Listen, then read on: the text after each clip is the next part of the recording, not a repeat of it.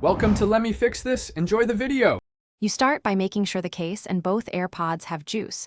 Charge to at least 50% to avoid mid-setup shutdowns. Once done, put them in the case and open the lid near your phone or laptop. Stay within 3 meters so Bluetooth sees them. Make sure Bluetooth is enabled on your device.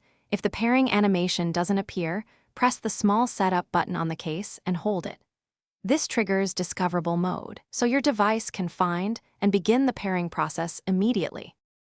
After you select AirPods on the Bluetooth list, tap to pair and confirm any prompts. Your device negotiates codecs and roles automatically. Once paired, configure controls. Assign double tap, press, or touch gestures for play/pause, skip, or voice assistant depending on your AirPods model. This improves hands-free control. Make sure to choose audio routing and mic preference if asked, and set noise control modes, noise cancellation or transparency, so the listening environment matches your needs. This ensures consistent behavior across apps. In daily use, insert an AirPod and audio usually starts.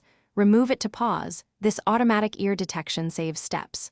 For call quality, confirm mic selection in call settings and make sure both AirPods sit securely in your ears.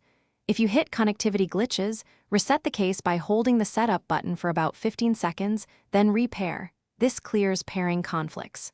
Finally, keep firmware updated and clean the sensors and charging contacts weekly to prevent misdetection and charging errors. This small upkeep avoids most problems. Thanks for watching. If you found this helpful, don't forget to like and subscribe.